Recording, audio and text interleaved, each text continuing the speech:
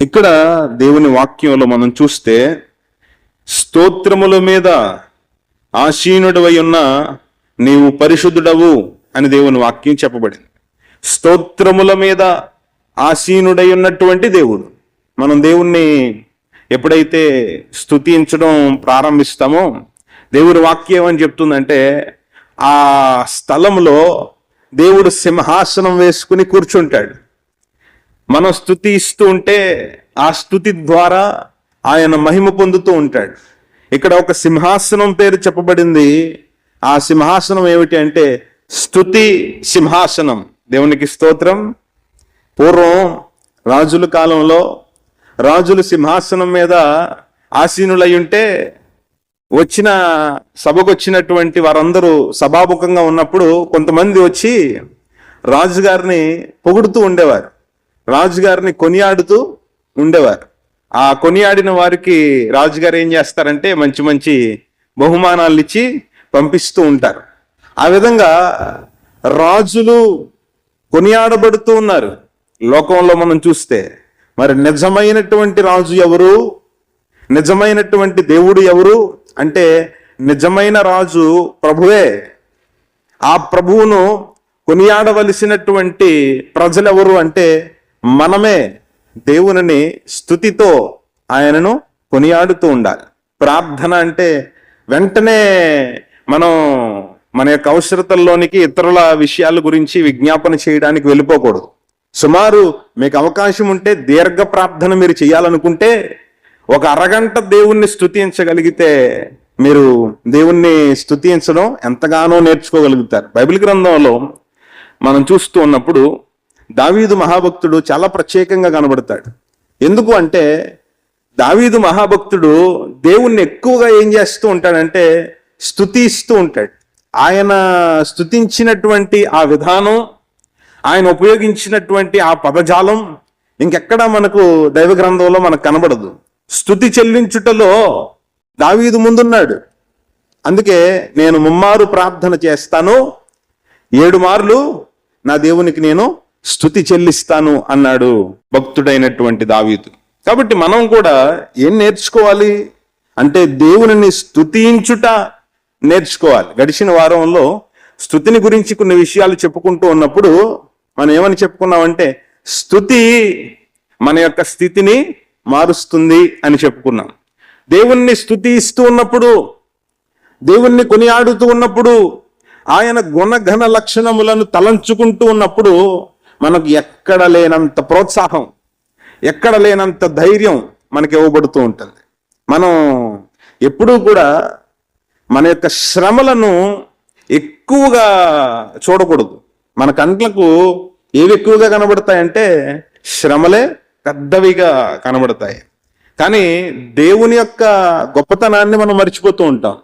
అలా మనం మర్చిపోకుండా దేవుని కంటే శ్రమలు నీకు అధికంగా కనపడకుండా ఉండాలి అంటే మనం మోకాళ్ళు వేసినప్పుడు దేవుణ్ణి మనం ఏం చేయాలంటే స్తుతి చేయాలి, స్తుతించాలి.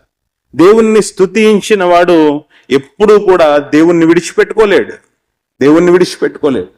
దేవుణ్ణి స్తుతి ఇస్తూ ఉన్నవాడు ప్రార్థనకు దూరంగా ఉండలేడు.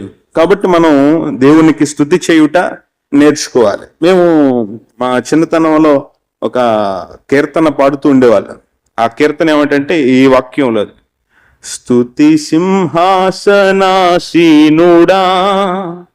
నారాధనకు పాత్రుడా నీవేగా నా దైవము యుగ యుగాలు నే పాడేదన్ స్తుతి సింహాసనాసీనుడా నారాధనకు యోగ్యుడా అని పాడుతూ ఉండే. స్తుతి సింహాసనాసీనుడు మనం ఆరాధిస్తూ ఉన్నటువంటి ప్రభు, స్తుతులకు పాత్రుడు. స్తుతికి ఆయన మాత్రమే పాత్రుడై ఉన్నాడు. ఆయనకు మాత్రమే మనం దేవుణ్ణి స్తుతిస్తూ ఆయన కొనియాడుతూ మనం దేవుని పిల్లలంగా ఆయన సన్నిధిలో కూర్చోవాలి. మనం ప్రార్థన చేస్తూ ఉన్నప్పుడు ఆయన సింహాసనం వేసి కూర్చుంటాడని, స్తుతి ఉన్న చోట దేవుని సన్నిధి ప్రత్యక్షమవుతుందని ఈ వచనం ద్వారా మనం తెలుసుకుంటూ ఉన్నాం. చాలాసార్లు దేవుడు మా ప్రార్థన ఆలకించాలండి ఆలకించాలండి అంటాం. దేవుడు మన ప్రార్థన ఆలకించాలి అంటే కొన్ని ప్రత్యేకతలు, కొన్ని లక్షణాలు, కొన్ని పద్ధతులు దేవుని పిల్లలంగా మనం పాటిస్తూ ఉండాలి. లేదంటే మన ప్రార్థన దేవుని సన్నిధిలో అంగీకరించబడదు అని దైవ గ్రంథం చెప్తుంది. మనం పాటించాల్సినటువంటి మొట్టమొదటి విషయం ఏమిటి అంటే, మీరు తర్వాత చదవండి, సమయం ఎక్కువ అయిపోతుంది కాబట్టి, మీకు అందరికీ తెలిసిన వచనమే. మత్తయి సువార్తలో 5వ అధ్యాయంలో 23-24 వచనములను చూస్తే ప్రభువు వారు ఒక విషయాన్ని చెప్తారు. ఏమిటంటే, ప్రార్థన చేయనప్పుడు మీరు ఒకసారి ఒక నిమిషం ఆగి ఆలోచించుకోనండి. ఏం ఆలోచించుకోవాలి? నాకెవరితోనైనా గొడవలు ఉన్నాయా? నాకెవరితోనైనా పగ, శత్రుత్వం ఇటువంటివి ఏమన్నా ఉన్నాయా అని ఒక నిమిషం నిలవబడి ఆలోచించుకుని అప్పుడు ప్రార్థన మొదలు పెట్టాలి. ఒకవేళ మీరు ఆలోచిస్తున్నప్పుడు ఎవరి మీదైనా మీకు కోపం ఉంటే, ఎవరి మీదైనా మీకు శత్రుత్వం ఉంటే, ఎవరి మీదైనా మీకు పగుంటే వెంటనే ఆ ప్రార్థనను అక్కడ వదిలిపెట్టేసి ముందు ఎవరితో అయితే మీరు గొడవలు పెట్టుకుంటూ ఉన్నారో, ఎవరితో అయితే మీరు వ్యతిరేక చర్యలు చేస్తూ ఉన్నారో వాళ్ళ దగ్గరికి వెళ్ళి సమాధానపడి ఆ గొడవ అనేది లేకుండా చేసుకుని తర్వాత వచ్చి మీరు ప్రార్థన చేయడం ప్రారంభించమని ప్రభువారు చెప్పారు. ఈ రోజున చాలా మంది క్రైస్తవులు దేనికి సిద్ధంగా అయిపోతున్నారంటే గొడవలకు సిద్ధంగా ఉంటున్నారు. గొడవలు ఆత్మ సంబంధులు పెట్టుకోకూడదు. ఎటువంటి పగలు క్రైస్తవులకి ఉండకూడదు. ఎటువంటి విభేదాలు క్రైస్తవులకి ఉండకూడదు. అందరూ కూడా నా సహోదరి, నా సహోదరులే, అందరూ కూడా దేవుని ప్రజలే, అందరూ కూడా మంచివారే అన్న రీతిగా మనం ముందుకు సాగాలి. కానీ వాళ్ళు ఏదో చెడ్డ పని చేస్తున్నారు, లోక సంబంధంగా బ్రతుకుతున్నారు కాబట్టి మనం వారికి వ్యతిరేకంగా ఉందాం, వ్యతిరేకంగా మాట్లాడదాం అని చెప్పి మనం ఎవరి మీదకి గొడవలకి వెళ్ళకూడదు. ఒకవేళ మన మీదకి ఎవరైనా దౌర్జన్యంగా గొడవలకు వస్తే మీరు న్యాయ పోరాటం చేయకండి అని నేను చెప్పడం లేదు.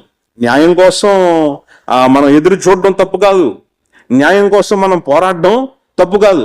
కానీ ఎక్కువగా ఈ న్యాయం కోసం ఎదురు చూడడం కంటే ఒకరి ఒకరు తిట్టుకోవడం, ఒకరినొకరు కొట్టుకోవడం, ఒకరినొకరు నిందించుకోవడం, ఈ యొక్క విధానం నేడు సమాజంలో నుండి సంఘములోనికి కూడా వచ్చేస్తుంది. కాబట్టి ఒకరిని ఒకరు నిందించుకోవడం మానేయాలి. ఒకరినొకరు నిందించుకుంటే కలిసి వచ్చేదే ఉంది. దేవుని వాక్యం ఏమని చెప్తుందంటే ఒకరిని ఒకరు ఆదరించుకోనండి, ఒకరిని ఒకరు ప్రోత్సహించుకోనండి అని వాక్యం చెప్తుంది. కానీ నిందించమని ఎక్కడా చెప్పలేదు. దేవుని పిల్లలుగా మీరు కూడా ఒకరిని ఒకరు నిందించుకోకూడదు, అవమానించుకోకూడదు, ఎటువంటి విభేదాలు పెట్టుకోకూడదు, పగ పెట్టుకోకూడదు. అలాగే మేము సేవకులంగా ఇక్కడ నిలవబడినప్పుడు మాకు ముందున్నటువంటి మీరు కూడా అందరూ సమానమే. ఒకరు హెచ్చు లేదు, ఒకరు తక్కువ లేదు, అందరూ సమానంగానే ఉంటారు. మేము కూడా మీ మీద అధికారం ఇచ్చాడు కదా అని ఎప్పుడైనా కోపంగా మాట్లాడడం, మిమ్మల్ని ఏమన్నా బాధ పెట్టడం ఎప్పుడన్నా చూసారా? అధికారం ఇచ్చాడు కదా అని దేవుని వాక్యాన్ని కొంతమంది ఏం చేస్తున్నారు, ఈనాడు చూస్తూ ఉంటే దేవుని పిల్లలను రకరకాలుగా తక్కువ చేసి మాట్లాడడం చేస్తున్నారు. అలా చేయడం దేవుడు అంగీకరించడు, సేవకులైనా ఒప్పుకోడు. కాబట్టి మనం చాలా జాగ్రత్తగా నడుచుకోవాలి. సేవకులకు కూడా చెప్పినటువంటి నియమం అది. తర్వాత విశ్వాసులు కూడా ఒకరినొకరు గౌరవించుకుని ముందుకు సాగాలి. అలా ఉంటేనే మనం దేవుణ్ణి మహిమపరచగలుగుతాం. ఈ గొడవల మూలంగా, ఈ వివాదాల మూలంగా దేవునికి అవమానం కలుగుతుంది, కానీ దేవునికి మహిమ రాదు అని దేవుని వాక్యం స్పష్టంగా చెబుతుంది. దేవుని పిల్లలమంటున్నారు, ఆత్మ సంబంధులం అంటున్నారు, భార్యాభర్తలు ఇద్దరు గొడవలు పెట్టుకుంటూనే ఉంటున్నారు, కొట్టుకుంటూనే ఉంటున్నారు. కొంతమందిని దేవుని సన్నిధికి రండి అంటే ఏమని చెప్తున్నారంటే మా వైఫ్ లేరండి అని చెప్తున్నారు. ఎందుకు లేరు? ఏదో గొడవ పెట్టుకున్నారు, మళ్ళా ఏదో కొట్టుకున్నారు, మళ్ళా ఆవిడ వాళ్ళ ఇంటికి, ఇతనేమో వీళ్ళింటికి వెళ్ళిపోతున్నారు. ఏమిటి ఈ పద్ధతి? ఈ విధంగా ఉంటే ఇరుగు పొరుగు వారికి మనం ఏం సాక్ష్యం ఇస్తాం? ఏ విధంగా దేవుణ్ణి మహిమపరచగలుగుతాం? జాగ్రత్తగా ఎవరికి వారు ఆలోచించుకోవాలి. సన్నిధిలో మనం పద్ధతిగా ఉండాలి. తర్వాత మన కుటుంబాల్లో కూడా సమాధానంగా మనం ముందుకు సాగాలి. ఒకరిని ఒకరు భార్య భర్తలు దూషించుకోకూడదు, ఒకరిని ఒకరు తక్కువ చేయకూడదు. భర్త భార్యను తక్కువగా చూడడానికి వీల్లేదు, భార్య భర్తను తక్కువగా చూడడానికి వీల్లేదు. మేమిద్దరం ఏక శరీరమై ఉన్నాం, మేమిద్దరం కూడా ప్రభువులో జతపరచబడ్డాం. జీవితాంతం కూడా ఈ జీవితం ముగిసే వరకు మేమిద్దరం కలిసి బ్రతకాలి అనే ఆలోచనతో సమాధానంగా సంతోషంగా జీవించాల్సినటువంటి దంపతులు గొడవలు పెట్టుకుని ఒకరికొకరు దూరంగా ఉంటూ వివాదాలు పెట్టుకుని కుటుంబాలు పాడు చేసుకుంటూ రకరకాలుగా దేవునికి అవమానం తీసుకుని వస్తున్నారు. అందుకే దేవుని వాక్యం చెప్తుంది, ఎవరితోనైనా సరే మీరు గొడవలు ఉన్నట్లయితే ప్రార్థన చేయడం ఆపేయండి, ముందు వెళ్ళండి, వారితో సమాధాన పడండి, తర్వాత వచ్చి ప్రార్థన చేయడం మొదలు పెట్టండి, అప్పుడు నేను మీ ప్రార్థన ఆలకిస్తాను. అంతేగాని ఇంటిలో కదండి మాకు గొడవలు ఉన్నాయి, సన్నిధిలో బాగానే ఉన్నాం కదా అంటే దేవుడు ఒప్పుకోడు. బయట ఇతరులతో సమాజంలో ఉన్నటువంటి లోక సంబంధులతో కదా మేము గొడవలాడుతుంది, వాళ్ళకి కదా మేము కీడు చేస్తుంది, వాళ్ళ దగ్గర కదా మేము దోచుకుంటుంది, మందిరంలో బాగానే కూర్చుంటున్నాం కదా అంటే దేవుడు ఆ ప్రార్థన అంగీకరించడు. అందుకే దేవుడు అంటున్నాడు, మీకు ఏదైనా గొడవలు ఉంటే వెంటనే దాన్ని విడిచిపెట్టుకుని తర్వాత నా దగ్గరకు రండి, అప్పుడే నేను మీ మాటలను మీ ప్రార్థనను అంగీకరిస్తాను, ఆలకిస్తాను అని చెప్పినటువంటి సందర్భం అది. కాబట్టి దేవుని వాక్య ప్రకారం ప్రార్థన చేయాలి, దేవుడు నా ప్రార్థన అంగీకరించాలి అని కోరుకుంటున్నటువంటి ప్రతి ఒక్కరూ కూడా ఇటువంటి వివాదాలు ఏమీ లేకుండా మన జీవితాల్లో జాగ్రత్తగా మనం ముందుకు సాగాలి. కుటుంబంలోనైనా సరే, సంఘములోనైనా సరే, సమాజంలోనైనా సరే, ఎక్కడైనా దేవుని వాక్యం అని చెప్తుందంటే మృదువైన మాట క్రోధమును చల్లార్చును. సాఫ్ట్గా మాట్లాడితే గొడవలే ఉండవు, సాఫ్ట్గా మాట్లాడితే భర్త కూడా ఎప్పుడు ఏమీ అనడు, సాఫ్ట్గా మాట్లాడితే భార్య ఎప్పుడు నొచ్చుకోదు. కానీ ఒకరిని బాధ పెట్టాలి అనే ఉద్దేశంతో మాట్లాడితే మాత్రం ఉన్నటువంటి సమాధానాన్ని మనం కోల్పోతాం. అటువంటి పరిస్థితులు మనం తెచ్చుకోకుండా జాగ్రత్త పడాలి. తర్వాత ఆయన అంటాడు, దేవుడు ఎవరిని హెచ్చిస్తాడు అంటే ఎవరైతే తమ్మును తాము తగ్గించుకుంటారో అటువంటి వారిని హెచ్చిస్తాడు. ఎవరైతే మమ్మల్ని మేము హెచ్చించుకోవడానికి ప్రయత్నం చేస్తాము అంటే వాళ్ళు తగ్గించబడతారు. తర్వాత కాలంలో వారికి వారే నష్టం తెచ్చుకుంటున్నారు. కాబట్టి నష్టపోకుండానట్లు వినయ విధేయతలతో ఉండండి, దేవుడు దీనులకు కృప చూపించువాడు అని దేవుని వాక్యం చాలా స్పష్టంగా తెలియజేస్తుంది. రోమిలికి రాసిన పత్రికలో 12వ అధ్యాయం 10వ వచనంలో చూస్తే అక్కడ ఇంకా లోతైనటువంటి విషయాలు చెప్పబడ్డాయి. సంఘములో ఎవ్వరితో కూడా మీరు విభేదాలు పెట్టుకోవద్దు, హెచ్చుతగ్గులు చూడకూడదు, ఒకరినొకరు ప్రేమించుకోవాలి అని ఆయన చెబుతూ ఆయన అంటాడు, అనురాగము గలవారయుండుడి అంటాడు. అనురాగము గలవారయుండుడి. ఘనత విషయములో ఒకరిని ఒకరు గొప్పగా ఎంచుకునండి. లోక సంబంధులు ఏమనుకుంటారు, అందరికంటే నేనే గొప్పవాడిని, అందరికంటే నాకే బాగా అన్ని విషయాలు తెలుసు అనుకుంటారు. కానీ ఆత్మ సంబంధులు ఏమనుకుంటారంటే నాకంటే నా పక్కవాడే గొప్పవాడు, నాకంటే నా పక్కవాడే అన్ని ఎరిగినటువంటి వాడు అని ఇతరులను గణపరచడం మనం ఆత్మ సంబంధుల్లో మనం చూస్తాం. కాబట్టి మనం నేను గొప్పవాడిని అనుకోవడం కంటే నాకంటే ఇతరులే మంచి వాళ్ళు, నాకంటే ఇతరులే ఇంకా ప్రార్థనా పరులు, వాళ్ళని చూసి మనం ఏదో ఒక విషయాన్ని నేర్చుకోవాలి అనే మనసున్నవాడు ఎప్పుడూ అభివృద్ధిలోనికి వస్తాడని దేవుని వాక్యం తెలియజేస్తుంది. కాబట్టి ఇది మన ప్రార్థన దేవుని సన్నిధిలో అంగీకరించబడాలి అంటే మనం ఎల్లప్పుడూ కూడా దేవునితో కనెక్ట్ అయి ఉండాలి. ఈ విధమైనటువంటి జాగ్రత్తలు మనం పాటిస్తూ ఉండాలి. లేదు నా ఇష్టానుసారంగా బ్రతుకుతానంటే దేవుడు మన ప్రార్థన అంగీకరించడు. స్తుతిని గురించి మనం మాట్లాడుకుంటున్నాం కాబట్టి స్తుతి ఆత్మ సంబంధాలకు దేవుడిచ్చినటువంటి ఒక ఆయుధం అని దేవుని వాక్యం చెప్తుంది. పౌలు శీలను తీసుకుని వెళ్ళి చెరసాలలో పడేశారు. అక్కడ పౌలు శీలలు ఏం చేస్తున్నారంటే దేవుణ్ణి స్తుతిస్తూ ఉన్నారు, దేవుణ్ణి స్తుతిస్తూ ఉన్నారు. చెరసాలలో పడేస్తే స్తుతించేవారు ఎవరన్నా ఉంటారు ఈ లోకంలో? బంధించేస్తే స్తుతించేవారు ప్రార్థించేవారు ఎవరన్నా ఉంటారా? చిన్న చిన్న శ్రమలు ఇబ్బందులు వస్తూ ఉంటేనే దేవుణ్ణి ప్రార్థించడం దేవుణ్ణి స్తుతించడం మానేస్తున్నాం. కానీ భక్తుల జీవితాలను చూసి మనం నేర్చుకోవాల్సిన విషయాలు ఏమిటంటే బంధకములలో ఉండి వారు దేవుణ్ణి స్తుతించినప్పుడు ఆ చెరసాల బంధకములన్నీ కూడా తొలగిపోయి చెరసాల బద్దలైంది. ఆత్మీయ బంధకాలు తొలగిపోవాలంటే మనకు స్తుతి అవసరమని దేవుని వాక్యం చెప్తుంది. చాలా మంది బంధించబడి ఉన్నారు, ఏదో ఒక విషయానికి బంధించబడి ఉన్నారు. కొంతమంది వ్యసనముల్లో పడి బంధించబడి ఉంటున్నారు. ఆత్మ సంబంధులు దేనికి కూడా బందీలుగా ఉండడానికి వీల్లేదు. దేవుడు మనల్ని ఏం చేశాడు అంటే స్వతంత్రులనుగా చేశాడు.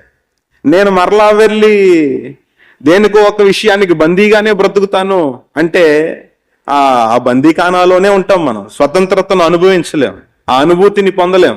చాలా మంది ఈరోజు ఈ స్మార్ట్ ఫోన్కి బందీలు అయిపోతున్నారు కదండి.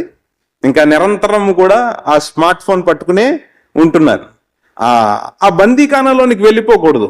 రోజుకు మనం ఎంతవరకు దాంతో టైం స్పెండ్ చేస్తున్నాం, ఇది ముఖ్యమా అని ఆలోచించుకుని దాన్ని పక్కన పెట్టాలి. కొంతమంది పెద్దలను చూస్తూ ఉంటే కొన్ని వ్యసనములను విడిచిపెట్టుకోలేకపోతున్నారు. ఆత్మ సంబంధులు అంటున్నారు, మందిరానికి వస్తున్నారు, కానీ ఏదో ఒక విషయంలో బందీలుగానే ఉంటున్నారు, స్వతంత్రులుగా ఉండలేకపోతున్నారు.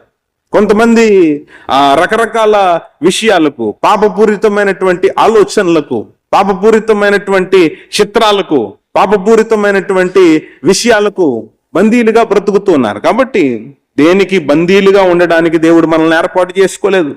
స్వతంత్రులుగా ఉండడానికి, దేవుణ్ణి స్తుతించడానికి, ఆయన్ను కొనియాడడానికి, శక్తితో దేవుణ్ణి స్తుతిస్తూ ఈ లోకపు బంధకములను తెంపుకుని బయటికి రావాలని దేవుడు మనల్ని ఏర్పాటు చేసుకుంటే ఈనాడు చాలా మంది ఇంకా బందీలుగానే బ్రతుకుతున్నారు. ఇదిగో పౌలు శీలలు చెరసాల్లో ఉండి దేవుని స్తుతించినప్పుడు వారి యొక్క బంధకములు తొలగిపోయాయని దైవ గ్రంథంలో మనం చూస్తూ ఉన్నాం. కాబట్టి స్తుతి అనేది పెదవుల నుండి మాత్రమే వచ్చేది కాదు, అది హృదయము నుండి వచ్చే దేవునికి మనం ఇచ్చేటటువంటి గౌరవము అని దేవుని గ్రంథంలో స్పష్టంగా చెప్పబడింది. ఎప్పుడైతే మనం స్తుతి ఇస్తామో సమస్యల యొక్క పరిమాణం తగ్గి మన యొక్క దేవుని యొక్క గొప్పతనం మనం విస్తారంగా చూడగలుగుతాం. లేదంటే సమస్యలే మన కంటికి కనబడతాయి, దేవుని గొప్పతనం మన కంటికి కనబడదు, మనం చూడలేకపోతూ ఉంటాం. ఒక 40 దినముల నుండి ఒక శత్రువు నిలవబడి దేవుని ప్రజలను సవాలు చేస్తూ ఉంటే ఒక్కడు మాట్లాడలేకపోతున్నాడు. అప్పుడు ఒక వ్యక్తి వచ్చాడు, బాలుడైనటువంటి దావీదు వచ్చి అంటున్నాడు, నేను ఆ శత్రువుని జయిస్తాను అంటున్నాడు. రాజు అయినటువంటి సౌలుకి ఏమి అర్థం కావడం లేదు. ఎందుకంటే ఇతను కూడా మంచి రూపం కలిగినటువంటి వాడు, యుద్ధం అంటే ఏమిటో ఎరిగినవాడు, రాజుగా ఉన్నవాడు, యుద్ధ సైనికులు ఎలా ఉంటారో ఇతనికి తెలుసు. కాబట్టి అయ్యా నువ్వేమో చాలా పొట్టిగా ఉన్నావు, అతనేమో ఎంతో ఎత్తుగా ఉన్నాడు, బలంగా ఉన్నాడు, అతని దగ్గర ఎన్నో ఆయుధాలు ఉన్నాయి, నువ్వేమో వెళ్ళి అతన్ని జయించేస్తాను అంటున్నావు. అంటే దావీదు ఒక విషయాన్ని చెప్తాడు, ఏమిటంటే మీరు వేటిని చూస్తున్నారంటే శత్రువు యొక్క డాలుని చూస్తున్నారు, ఖడ్గాన్ని చూస్తున్నారు, ఎత్తుని చూస్తున్నారు, బలాన్ని చూస్తున్నారు, అతను మాట్లాడుతున్నటువంటి మాటలకు ప్రాముఖ్యతనిస్తున్నారు. కానీ దావీదు కంటిగా ఏమి కనబట్టలేదు. ఏమంటున్నాడంటే నేను జయిస్తాను. ఎలాగునా అంటే ఆయన అంటాడు, నేను గొర్రెలు కాసుకుంటా ఉన్నప్పుడు ఒకసారి సింహం వచ్చింది, మీకు తెలుసా? సింహం వస్తే ఆ సింహాన్ని చీల్చి పక్కన పడేశాను. దేవుడు నాకు అటు శక్తినిచ్చాడు. సింహం ఎక్కడా, నేనెక్కడా? ఆ విజయము ఎక్కడిది? దేవుడే నాకు విజయం ఇచ్చాడు. ఇప్పుడు వీడిని కొట్టడానికి కూడా విజయం దేవుడే ఇస్తాడు అని చెబుతా ఉంటే సౌలుకి అప్పుడు అర్థమవడం ప్రారంభమైంది. నిజమే, కొన్ని సార్లు మనం వాస్తవాన్ని చూడలేకపోతూ ఉంటాం, లోక పరిస్థితుల్నే చూస్తూ ఉంటాం, ఆత్మ సంబంధమైన విషయాలను చూడలేకపోతూ ఉంటాం. దేవుని యొక్క గొప్పతనాన్ని మనం మరిచిపోతే లోకం మనల్ని భయపెట్టడానికి, బెదిరించడానికి, మన మీద విజయం సాధించడానికి ప్రయత్నం చేస్తుంది. అక్కడ కూడా అదే జరుగుతుంది. ఒక్కరంటే ఒక్కరు ముందుకు రావడం లేదు. అంటే ఆత్మ సంబంధమైనటువంటి చూపు ఎవరికీ లేదు. దేవుని మీద ఎవరు కూడా అంతగా ఆధారపడలేదు. అందరూ భయపడిపోతున్నారు. కానీ ఎంతమంది వెనక్కు నెట్టేసినా సరే దేవుని యొక్క నడిపింపు ద్వారా, దేవుని కృపను బట్టి దావీదు ముందుకు రాగలిగాడు, శత్రువుతో పోరాడాడు, విజయాన్ని సాధించాడు. అతని దగ్గర డాలుందని, అతని దగ్గర ఖడ్గం ఉందని, అతని దగ్గర బలం ఉందని దావీదుకు తెలుసు. కానీ అతను ముందుకు ఎలా వెళ్ళగలిగాడు అంటే విశ్వాసంతో వెళ్ళగలిగాడు. ఈ శారీరక బలమును బట్టి కాదు దావీదు ముందడుగు వేసింది, దేవుని మీద ఉన్నటువంటి విశ్వాసాన్ని బట్టి ముందడుగు వేశాడు. దేవుడు అక్కడ విజయాన్ని ఇచ్చాడు. అక్కడ ఉన్నటువంటి శత్రువు కూడా ఆశ్చర్యపోతున్నాడు. ఏమంటున్నాడు? నీవు నన్ను చంపడానికి వస్తున్నావా? నేనేమైనా ఒక కుక్కను అనుకుంటున్నావా? నన్ను కొట్టి చంపడానికి ఒక రాయి తీసుకుని తిప్పుకుంటా వస్తున్నావు అని చెప్పి శత్రువు కూడా ఆశ్చర్యపోతున్నటువంటి సందర్భం అది. కాబట్టి దేవుని పిల్లలమైనటువంటి మనం దేవుణ్ణి స్తుతించడం నేర్చుకోవాలి, దేవుని మీద ఆధారపడడం నేర్చుకోవాలి. లేదంటే మన యొక్క సమస్యలు పెద్దవిగా మారిపోతాయి. దేవుని యొక్క గొప్పతనాన్ని చూడలేనటువంటి పరిస్థితుల్లోనికి మనం వెళ్ళిపోతాం. కాబట్టి దేవుని యొక్క గొప్పతనాన్ని ఎరిగిన వారమై ఆయన ఎల్లప్పుడూ స్తుతిస్తూ ఆయన మీద ఆధారపడాలని, అలాగున ఉన్నవారు ఎప్పుడూ కూడా దేనికి జడియరని దైవ గ్రంథంలో స్పష్టంగా చెప్పబడింది. ఒక వచనాన్ని మనం చదువుకుందాం. హెబ్రీలకు రాసిన పత్రిక 4వ అధ్యాయం 16వ వచనం. హెబ్రీలకు రాసిన పత్రిక 4వ అధ్యాయం 16వ వచనం. గనుక మనము కనికరింపబడి సమయోచితమైన సహాయము కొరకు కృప పొందునట్లు ధైర్యముతో కృపాసనమునొద్దకు చేరుదము. ఇక్కడేమంటున్నాడు? మనము కనికరింపబడినటువంటి వారం. దేవుని యొక్క కనికరం మన మీద ఉంది, ఆయన కృప మన మీద ఉంది, సమయోచితమైనటువంటి సహాయం మనకు లభిస్తుంది. కాబట్టి మనం ధైర్యంగా ఉండాలి. మనం దేవుని సన్నిధిలోనికి వెళ్ళగలిగినటువంటి అర్హత మనకు లేదండి. దేవుడు ఎటువంటి ఉన్నతమైనటువంటి వాడు అంటే ఎవ్వరునూ సమీపింపరాని తేజస్సుతో ప్రకాశించుచున్నటువంటి గొప్ప దేవుడు. ఆయన దగ్గరకు ఎవ్వరూ కూడా సమీపించలేరు. ఈ పాపపు జీవితాలను కలిగినటువంటి మానవుడు అసలే సమీపించలేడు. దానికి ఒక 1% కూడా అవకాశం లేదు. కానీ ఎలాగున ప్రభు దగ్గరకు రాగలుగుతున్నాం? తండ్రి అని ఎలాగున ఆయన్ను పిలవగలుగుతున్నాం, స్తుతించగలుగుతున్నాం, ప్రార్థించగలుగుతున్నాం అంటే దేవుని యొక్క కనికరం. మనం ఏమయ్యాం? కనికరింపబడ్డాం. దేవుని కనికరమును పొందుకున్నాం, కృపను పొందుకున్నాం. కాబట్టి ఆయన సన్నిధిలోనికి ఆయన పిలిచాడు, ఆయన రానిచ్చాడు. లేదంటే ఆయన సన్నిధిలోనికి ఎవరు రాలేరు. దేవుని వాక్యంలో చూస్తాం కదా, ఎవరు ఆయన యొక్క గృహంలో అతిథిగా ఉండదగిన వారెవరు, ఆయన గుడారంలో అతిథిగా ఉండదగిన వాడెవడు అని వాక్యం చెప్తుంది. కాబట్టి ఆయన దగ్గరికి ఎవ్వరూ సమీపించలేదు. అటువంటి గొప్పవాడైన కానీ అర్హత లేనటువంటి మనలను, శక్తి లేనటువంటి మనలను ధైర్యముగా ఆయన దగ్గరకు రాగలిగేటటువంటి కృపను దేవుడు మనకు అనుగ్రహించాడు. కాబట్టి ప్రార్థన ద్వారా మనం దేవుణ్ణి సమీపిస్తున్నాం, తండ్రి అని పిలుస్తూ ఉన్నాం, దేవునికి ప్రార్థన చేస్తూ ఉన్నాం. ఇటువంటి గొప్ప ప్రార్థనను మనం విడిచిపెట్టుకుంటే దేవుని ఆశీర్వాదాన్ని మనం అనుభవించలేం. దేవుని సన్నిధిలోనికి వెళ్ళి మనం ఏదో మొక్కుబడిగా ప్రార్థన చేస్తే అది మీ జీవితాల్లో కార్యములు చేసేటటువంటి ప్రార్థన కాదు. చాలా జాగ్రత్తగా మనల్ని మనం పరిశీలన చేసుకుంటూ ముందుకు వెళ్ళి మన విశ్వాస జీవితాన్ని కొనసాగించుకుంటూ పూర్ణ హృదయముతో, పెదవులతో మాత్రము కాకుండా పూర్ణ హృదయముతో దేవునికి ఎవరైతే మొరపెడతారో అటువంటి వారి ప్రార్థన దేవుడు ఆలకిస్తాడు. ఆయన కనికరమును మన మీద ఆయన ఇచ్చాడు. కాబట్టి మనం కూడా ఎలా ఉండాలంటే కనికరము చూపేవారిగా ఉండాలి. ఏమాత్రము కూడా జాలి, దయ అనేటటువంటివి లేని మనుషుల వలె ఆత్మ సంబంధులు ఉంటే వారి జీవితాలకు అర్థం లేదు. కాబట్టి మనం కనికరింపబడ్డాం, మనం కూడా ఇతరులను కనికరించాలి. దేవుని వాక్యంలో ఒక మాట ఉంటుంది, పదే పదే నేను చెప్తూ ఉంటాను, యెహోవా అందరికీ ఉపకారి, ఆయన కనికరములు సమస్త కార్యముల మీద ఉన్నవి అని దైవ గ్రంథం చెప్తాను. ఆయన అందరికీ ఉపకారి, ఆయనకు శత్రువులు ఎవరు లేరు. ఆయన ఎవరిని కూడా విడిచిపెట్టడు. తను ఆశ్రయించిన వారందరినీ కూడా ఆయన దీవించేటటువంటి దేవుడు, అభివృద్ధి చేసేటటువంటి దేవుడు. మనమే ఆయన్ని ఆశ్రయించలేకపోతూ ఉంటాం, పూర్తిగా ఆయన మీద ఆధారపడలేకపోతూ ఉంటాం. మనుషులంగా కొంతమందిని ప్రేమించి కొంతమందిని ద్వేషించే మనస్తత్వాలు మనలో ఉంటాయి. కానీ దేవుడు అందరికీ ఉపకారి, అందరికీ ఉపకారం చేస్తున్నాడు. ఆయన నమ్ముకున్న వారికి, నమ్ముకున్నటువంటి వారికి కూడా ఆయన ఉపకారం చేస్తూనే ఉన్నాడు, మేలు చేస్తూనే ఉన్నాడు. చాలా మంది అడుగుతారు, దేవుని పిల్లలకే భద్రత ఉంటుందా, ఆశీర్వాదం ఉంటుందా అంటే లోక సంబంధంగా ఇవ్వాల్సిన విషయాలన్నీ కూడా అందరికీ దేవుడిచ్చాడు. కానీ ఈ భూమి మీద ఉన్నటువంటి ఈ పరిస్థితులే కాదు, తర్వాత మరణానంతరము కూడా ప్రభువుతో కూడా శాశ్వత కాలం ఉండినట్లు ప్రభువుని ఆశ్రయించండి. ఈ పాప జీవితముతో ఇలాగునే బ్రతికి దేవుడిచ్చాడు కదా అని ఈ సౌఖ్యాలన్నీ అనుభవిస్తూ ఇలాగే నీ పరుగును ముగిస్తే నరకంలోనికి వెళ్ళిపోతావు అని దేవుని వాక్యం చెప్పబడిందే గాని ఇక్కడ బ్రతికినంతకాలం అందరికీ ఉన్నట్లుగానే అన్నీ కూడా గాలిని దేవుడు అందరికీ ఇచ్చాడు, వెలుగుని దేవుడు అందరికీ ఇచ్చాడు, అందరికీ సమానంగానే అన్నిటినీ పంచాడు. కానీ మనమే ఆయన కృపకు పాత్రులముగా లేము. కాబట్టి ఆయన కృపను పొందినట్లు, ఆయన రక్షణ పొందినట్లు, ఆయన త్యాగాన్ని ఎరిగి ఆయన చేసినటువంటి ఆ గొప్ప కార్యాన్ని తెలుసుకుని మన యొక్క జీవితాలను ఆయనకు సమర్పించుకుంటే దేవుడు మనలను ఆయన సన్నిధిలోనికి ఆహ్వానిస్తాడు. నిజమైనటువంటి పరలోకపు సన్నిధిలోనికి మనం వెళ్ళగలుగుతాం. ఇక్కడ ఈ సన్నిధిలో ఉన్నటువంటి వారందరూ ఎక్కడుండాలని ప్రభు ఆశపడుతున్నాడు? పరలోక రాజ్యములో ఆయనతో నిత్యం ఉండాలని ప్రభు ఆశపడుతున్నాడు. చాలా మంది అడుగుతూ ఉంటారు, ప్రభువుని నమ్ముకోవాలి అంటారు. ప్రభువుని నమ్ముకోవడం వలన నాకు కలిగేది ఏమిటండి అని ప్రశ్నిస్తారు. నేను కొంతమందిని అడుగుతూ ఉంటాను, ప్రభువుని నమ్ముకోవడం వలన నీకు కలిగే నష్టం ఏమిటి?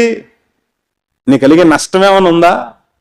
ప్రభువుని విడిచిపెట్టుకుంటున్నారు అంత ధైర్యంగా, కానీ ప్రభువుని కలిగి ఉండడానికి ఎందుకు ఇన్ని ప్రశ్నలు, ఇన్ని సందేహాలు? ప్రభువుని నమ్ముకునేటప్పుడు మీకు ఏదైనా నష్టం కలుగుతుందా? ఎటువంటి నష్టం లేదు.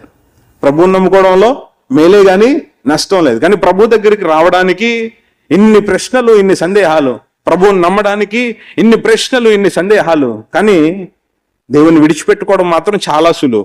నాకు ప్రభు వద్దండి అని చెప్పేసినటువంటి వారు చాలా మంది లోకంలో కనబడతారు. సువార్త పత్రికని ఇస్తే అయ్యా దీన్ని చదవండి అని ఇస్తే మా ఎదురుగుండగానే నలిపేసి విసిరేసినటువంటి వాళ్ళు చాలా మంది కనబడతారు. ఎందుకు ప్రభు మీద అంత ద్వేషం అంటే సాతానుడు వారిని మాయ చేస్తున్నాడు. సత్యాన్ని తెలుసుకోకుండా ఒక అంధత్వంలోనికి నెట్టివేసి సత్యానికి దూరంగా ఈడ్చుకొని పోతూ ఉన్నాడు. ఆలోచించనివ్వడం లేదు ప్రజలను. కాబట్టి మనం చాలా జాగ్రత్తగా ఉండాలి. దేవుని పిల్లలమైనటువంటి మనం ఏదో రెడీ అయిపోయి దేవుని సన్నిధిలోనికి వచ్చేసాను, దేవుని ఆరాధించేసుకుంటున్నానంటే తప్పు. అలా రాలేదు. దేవుని ఏర్పాటు ప్రకారమే దేవుని మందిరంలోనికి వచ్చాం. దేవుడు అనుమతిస్తేనే దేవుని మందిరంలోనికి వచ్చాం. ఆయన అనుమతిస్తేనే ఆయనతో మాట్లాడగలుగుతున్నాం. ధైర్యముతో కృపాసనమునొద్దకు చేరుదము. ప్రార్థన చేస్తున్నాం అంటే ప్రార్థన ద్వారా ఆయన దగ్గరకు మనం వెళుతున్నాం, ఆయనతో మాట్లాడుతున్నాం అంటే చాలా గొప్ప విషయం ఇది. కాబట్టి చాలా జాగ్రత్తగా మన యొక్క విశ్వాస జీవితాన్ని కొనసాగించుకోవాలి. మొదటి యోహాను రాసిన మొదటి పత్రిక 5వ అధ్యాయం 14వ వచనములో ఒక మాట ఉంది చూడండి. ఆయన చిత్తానుసారముగా మనం ఏదైనాను అడిగిన ఎడల ఆయన మన మనవి ఆలకించునన్నదయే ఆయనను బట్టి మనకు కలిగినటువంటి ధైర్యము. దేవుని పిల్లలకు ఉన్నటువంటి ధైర్యం ఏమిటి అంటే, ధైర్యంగా ప్రభు దగ్గరకు వచ్చిన తర్వాత మరలా దేవుడు ఇంకా ధైర్యముతో మనల్ని నిలవబెడుతున్నాడు. ఏమిటి ఆ ధైర్యం? ఆయన చిత్తానుసారంగా నేను ఏది అడిగినా సరే దాన్ని ఆయన కాదనకుండా ఇస్తాడు.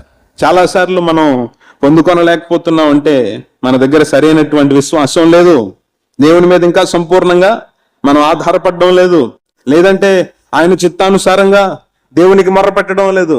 నీ చిత్తమే నా యందు నెరవేరునుగా కానీ మనం చెప్పలేకపోతున్నాం. నీ సంకల్పములే నా దగ్గర నెరవేరాలి ప్రభువా అని చెప్పలేకపోతున్నాం. చాలాసార్లు ఎలాగునా అనుకుంటామంటే నా నిర్ణయాన్నే దేవుడు గౌరవించాలి, దేవుడు అంగీకరించాలి, ఆయన యొక్క చిత్తానికి నేను లోబడను అనేటటువంటి స్థితిలో మనం ఉంటూ ఉంటాం.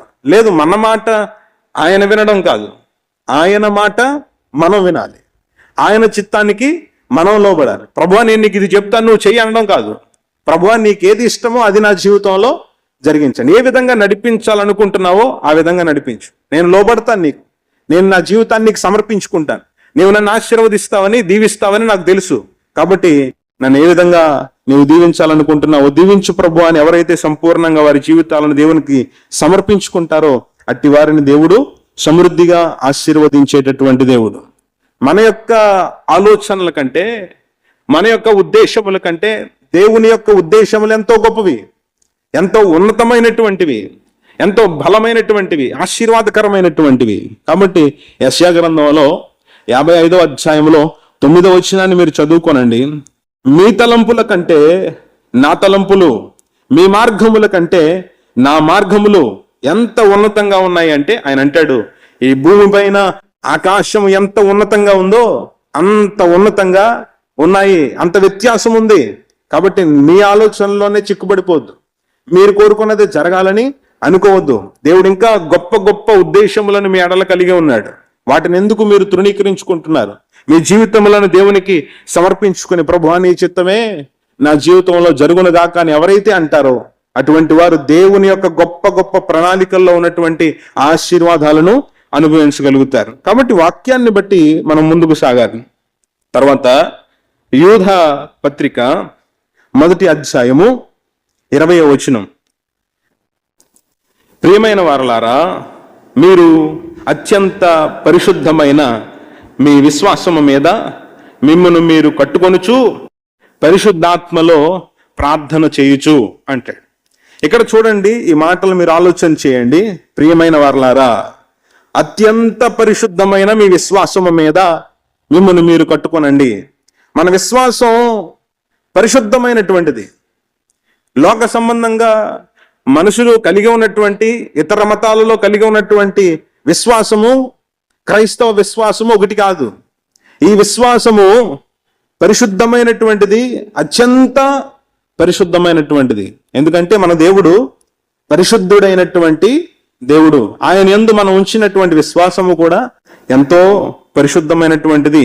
ఈ విషయాన్ని ఆయన చెప్తూ, మీ విశ్వాసాన్ని ఈ విధంగా మీరు కట్టుకొనండి, పరిశుద్ధతలో మీరు కొనసాగండి, పరిశుద్ధమైనటువంటి విశ్వాసమును కలిగి ఉండండి అని చెప్పి ఆయన అంటాడు. పరిశుద్ధాత్మలో ప్రార్థన చేయొచ్చు, పరిశుద్ధాత్మలో ప్రార్థన చేయొచ్చు. ఈ మాటను చాలా మంది తప్పుగా అర్థం చేసుకుంటారు.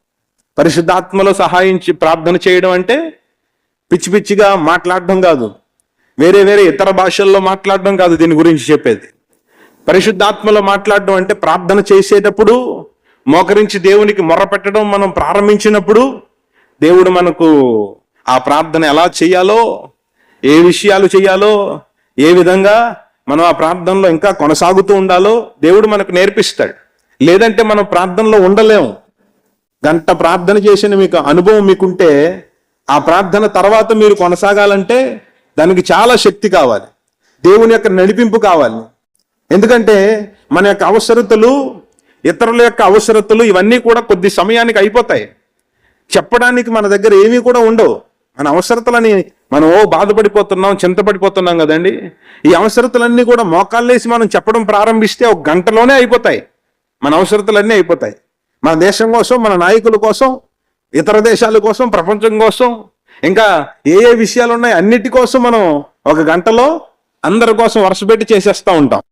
కానీ తర్వాత కూడా ఈ ప్రార్థన విషయాలన్నీ అయిపోయిన తర్వాత కూడా మనం ప్రార్థనలో కొనసాగాలంటే మీకు ఆలోచన చెప్పేవారు ఎవరు? పరిశుద్ధాత్మ దేవుడే మనకు ఆలోచన చెప్తూ ఉంటాడు, జ్ఞాపకం చేస్తూ ఉంటాడు. ఆయన ప్రార్థనలో ముందుకు కొనసాగునట్లు ఆయనే మనకు కృప చూపిస్తూ ఉంటాడు. మన యొక్క దైవారాధన కీర్తనలో ఒక కీర్తనను మనం పాడుకుంటాం.